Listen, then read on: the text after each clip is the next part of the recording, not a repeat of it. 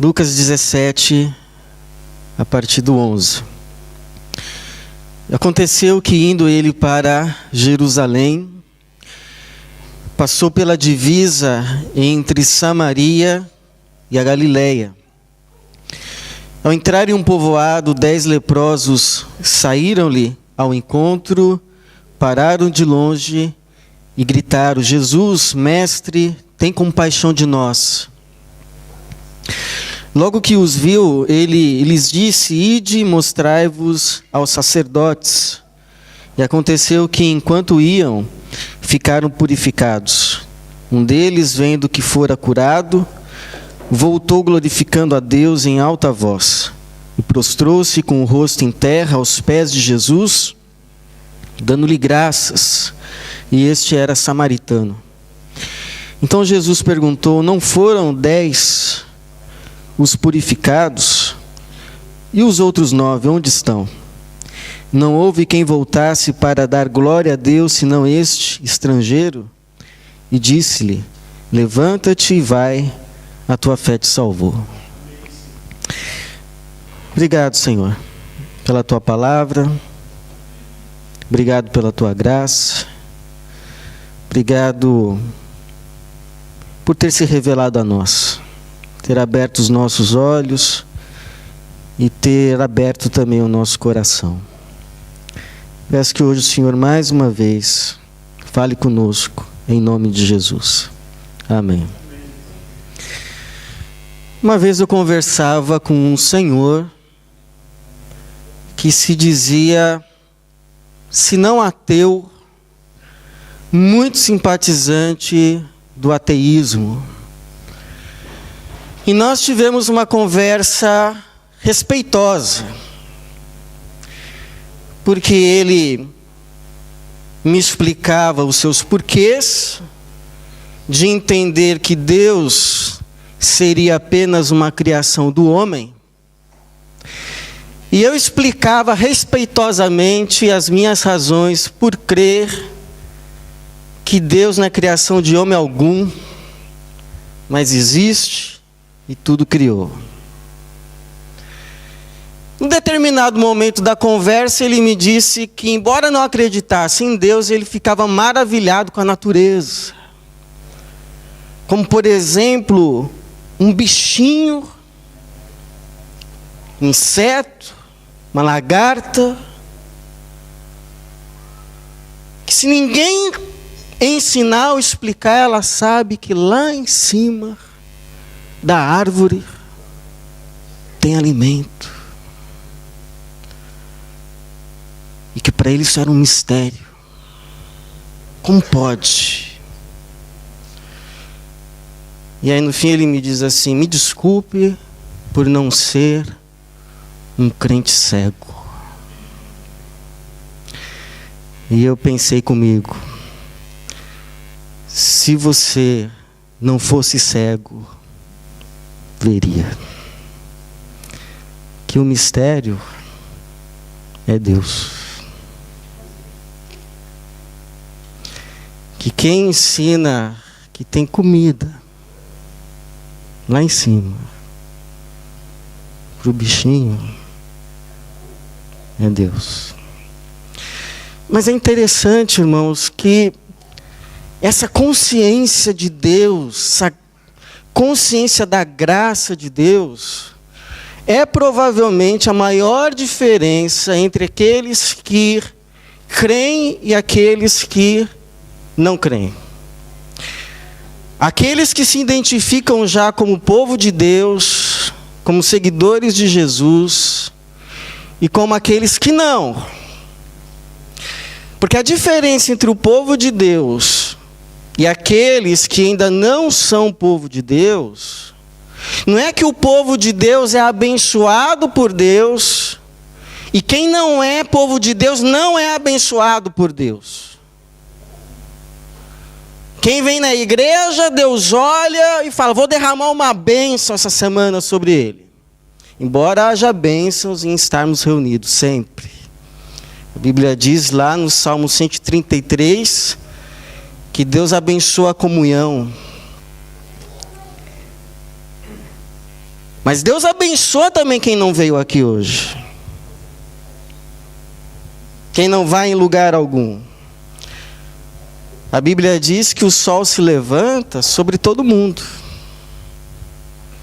E que a chuva cai para abençoar a terra, tanto aquele que reconhece Deus, como aquele que Jesus descreveu como ingrato e mau.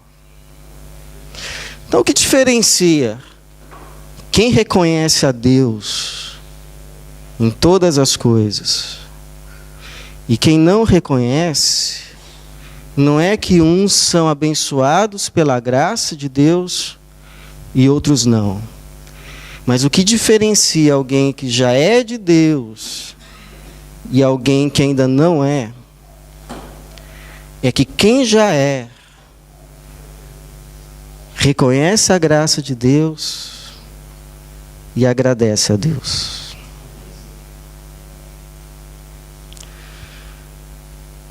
Quem tem consciência da graça de Deus, por exemplo, quando chove, enxerga na chuva uma bênção.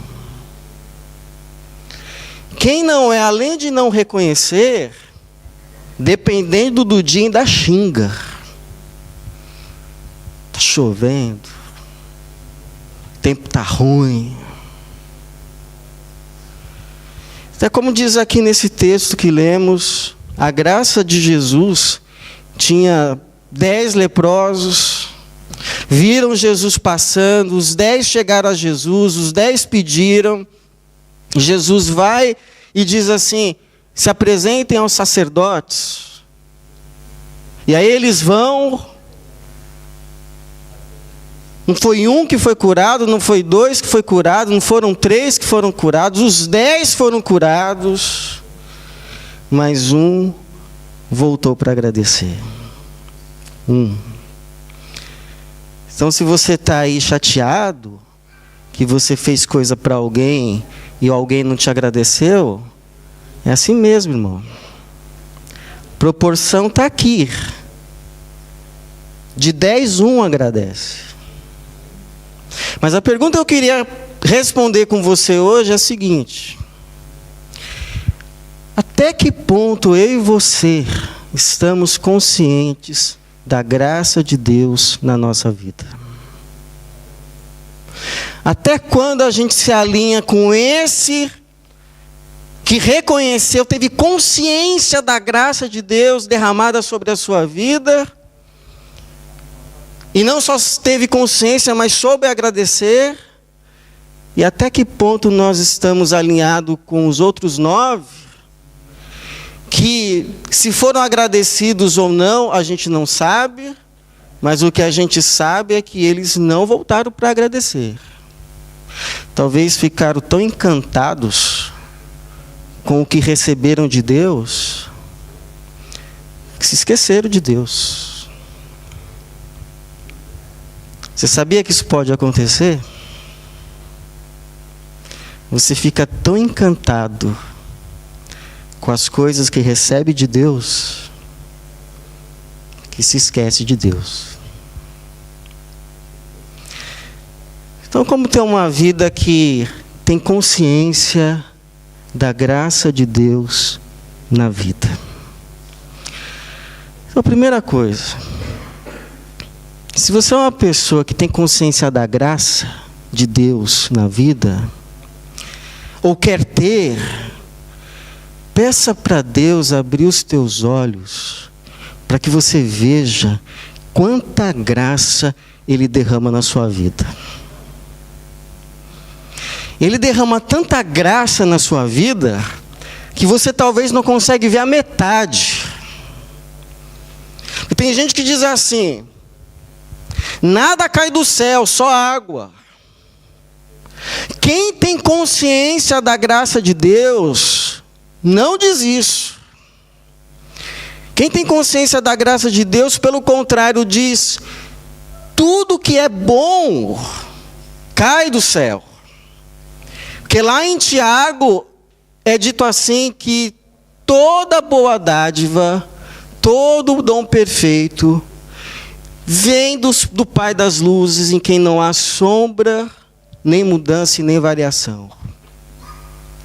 Toda boa dádiva, todo dom perfeito vem do alto.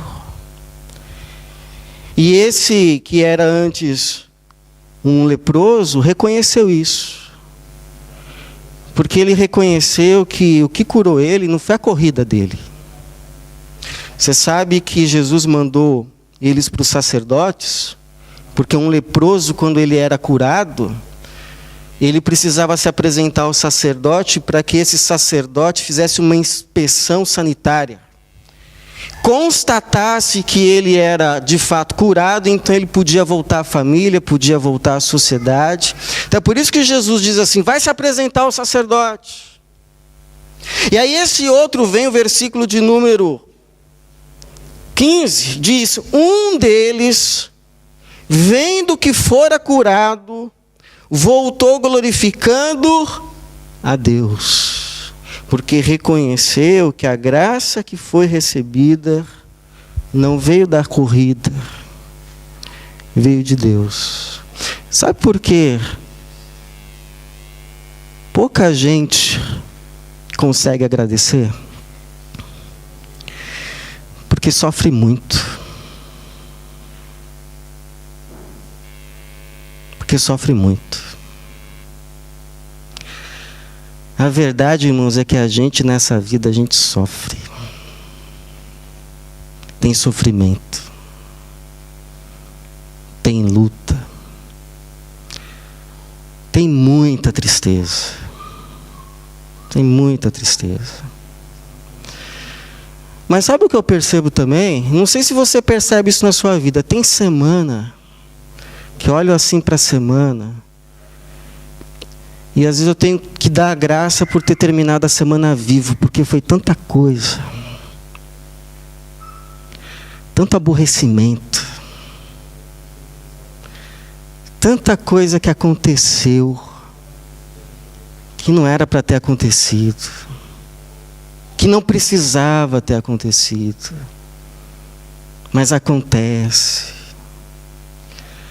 Aí a gente se chateia, a gente se aborrece, surgem problemas que esquentam a nossa cabeça, tira a paz. É assim só comigo ou é com você também? Acontece com você também ou eu sou o único? Aí fica o coração pesado, mas vou ter que resolver isso. Queria resolver isso. Queria ter que mexer com isso. Queria poder não ter que lidar com isso. Não, mas acontece. Acontece. Mas sabe o que eu percebo também, irmãos? Que na mesma proporção, ou até mais, de coisas que chateiam a gente, que a gente gostaria de que não acontecesse, acontece também tanta coisa boa. Acontece com motivos que nos dão tristeza, acontece. Mas também acontece no meio de tudo isso, coisa que traz alegria. Graça de Deus derramada.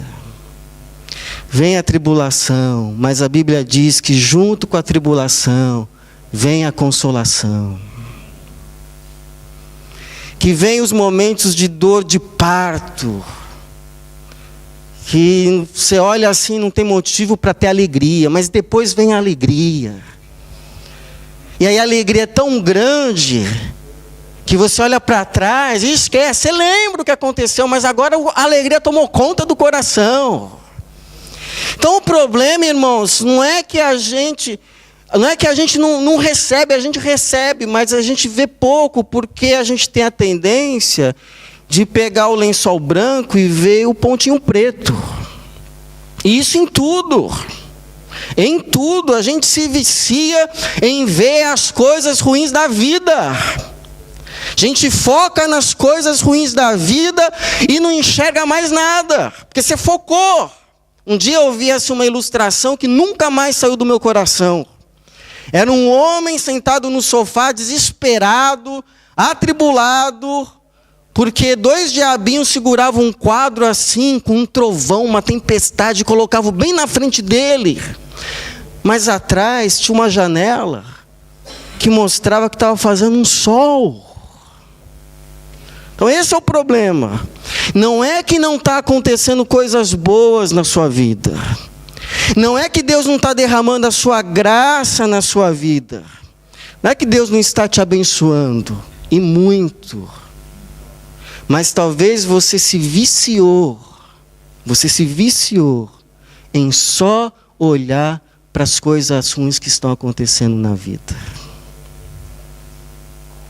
Só para as coisas que estão trazendo tristeza. Aí você fica uma pessoa amarga, fica uma pessoa ingrata. Isso no casamento, isso na família, isso na igreja. Tem um monte de coisa boa acontecendo. Um monte. O tempo todo. Todo dia. Mas você só olha para o pontinho ali, que traz tristeza. E aí vive como se fosse só isso. E não percebe, não agradece tanta graça de Deus que está derramada na vida. Porque, irmãos, aqui não é o céu, viu? Aqui não é o céu. E Jesus nunca nos enganou a respeito disso. Ele nos disse o quê? No mundo tereis aflições. Mas ele não disse só isso. Ele disse também, tenha ânimo. Ele venceu o mundo. E eu estou convosco todos os dias, até o fim dos tempos. Então a vida vai ser isso, irmãos. Não vai chegar assim um dia nessa terra que só vai ter céu azul sem nuvem. A gente sempre vai ter que lidar com essas coisas. Com coisas boas que estão acontecendo e a gente tem que reconhecer, agradecer. E com outras coisas que a gente não gostaria que tivesse acontecendo, mas estão acontecendo. E a gente vai ter que aprender a lidar com elas. Vai precisar pedir sabedoria a Deus para não fazer delas um problema maior. Porque você sabe que sabedoria é a graça de Deus na sua vida para ir resolver um problema e não criar um problema maior. Mas a gente fala assim, não, vou fazer isso que já resolve logo. Tá? Você resolve esse problema e por causa dessa solução, criou mais 2, criou mais 3, criou mais 4. Então não é questão assim, ter uma consciência da graça de Deus na vida e cultivar um coração agradecido, não é fingir que está tudo bem. Não é fechar os olhos para as lutas, para as dificuldades, para as coisas que tem que resolver, as coisas que têm que ser tratadas, os problemas que de fato existem. Não é florear as coisas, mas ter uma vida consciente da graça de Deus e cultivar um coração agradecido é olhar, ok, preciso arrumar isso. Isso me traz tristeza. Mas a vida não é só isso. Tem um monte de coisa boa desse lado acontecendo. E eu quero louvar a Deus por isso. Quero reconhecer Deus por isso. Não é dizer esse problema não existe. Existe, está aí, ó. Só não vê quem não quer. Existe. Mas não é só isso. Tem muita bênção, muita graça de Deus derramada todos os dias na nossa vida.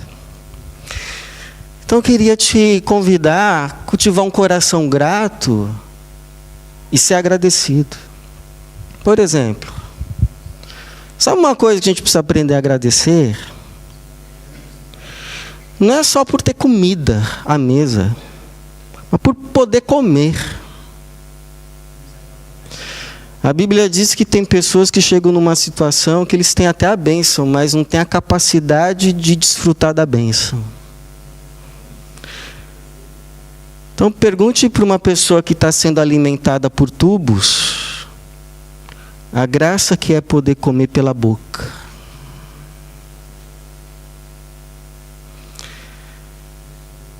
Pergunte para uma pessoa que sofre de insônia, sabe o que é se sentir cansado, esgotado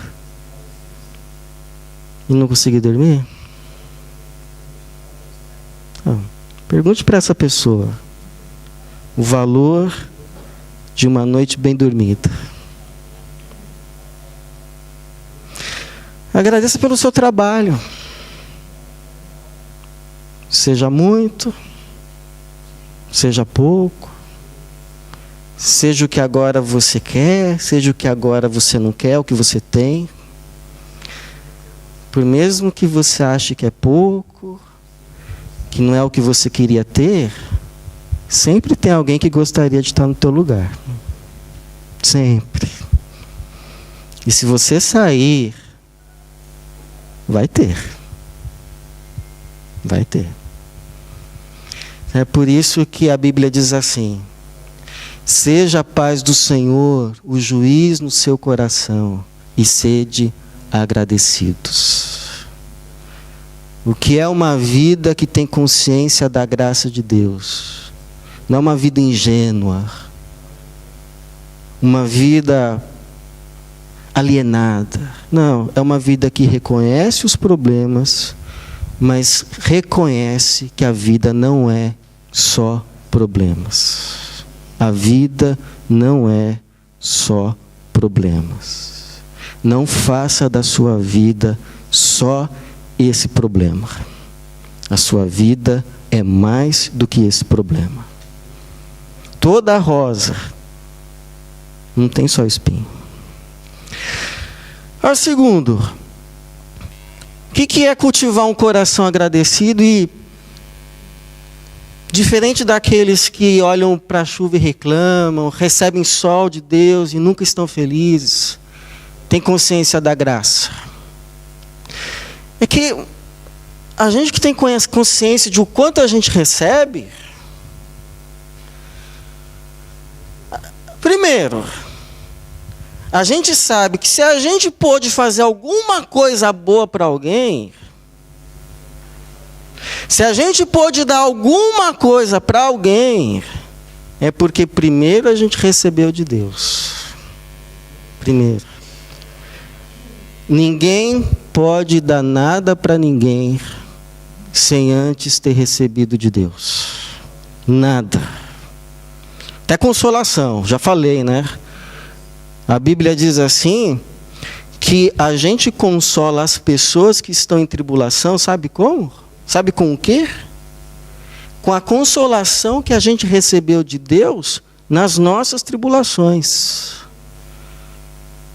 Já contei para você, né? Uma vez que eu estava no meu gabinete, estava lá falando com Deus, tribulado.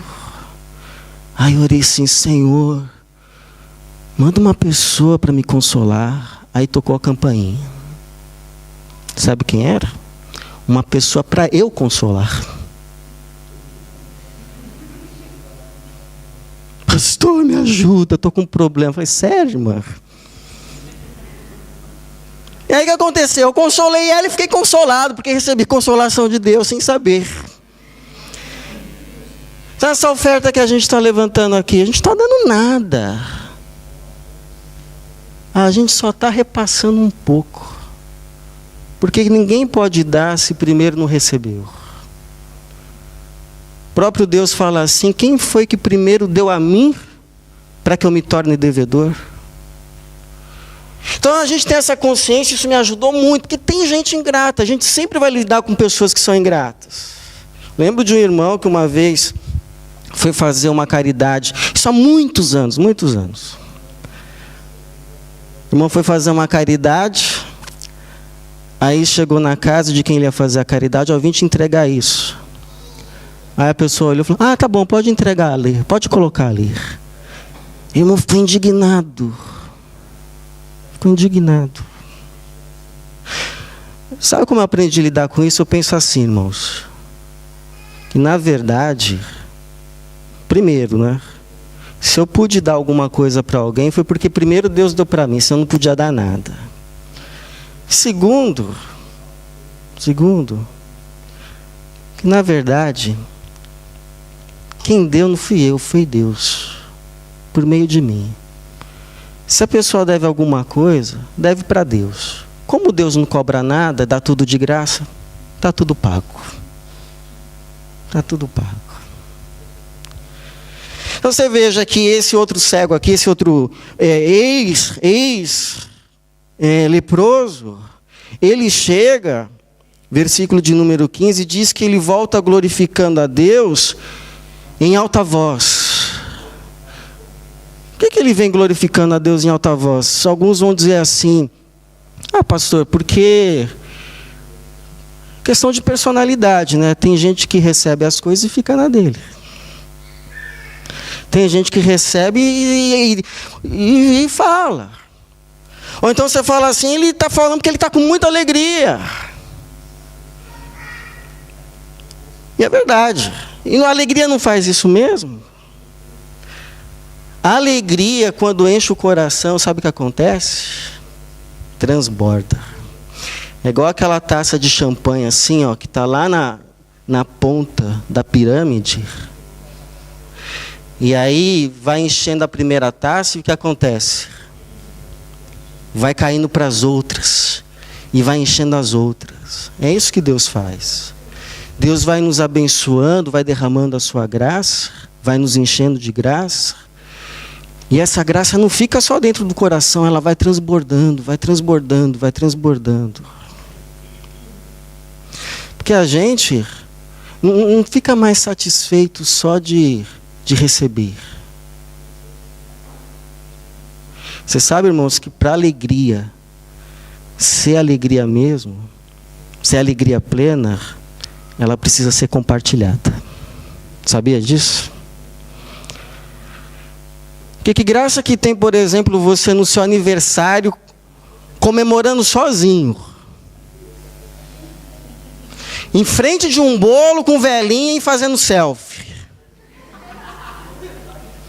Então a alegria, para ser alegria completa, não dá para ser sozinho. A alegria, para ser completa, tem que ser compartilhada. E talvez o maior exemplo dessa verdade, sabe quem é? Jesus. Jesus, porque a Bíblia diz que Jesus, ele tinha tudo com Deus. Tinha tudo. Só faltava uma coisa no céu, sabe quem? A gente. E aí o que motivou Jesus vir aqui é que a alegria dele não era completa sem a gente. Em ficar desfrutando de tudo sozinho. A alegria de Jesus é completa quando ele vê a gente desfrutando daquilo que é dele junto com ele. E esse sentimento de Jesus, que era rico e se fez pobre, para que a gente fosse enriquecido pela sua pobreza, entra no nosso coração. E aí a gente se torna povo de Deus. E aí a nossa alegria não é só em a gente ser salvo, mas a nossa alegria é completa quando a gente vê outros sendo salvos também. Nossa alegria não é completa em a gente ser abençoado. Nossa alegria fica completa quando a gente vê outros também sendo abençoados. Nossa alegria não é completa quando a gente recebe só. Nossa alegria é completa quando a gente também pode dar. A gente dá. Aí a alegria é completa.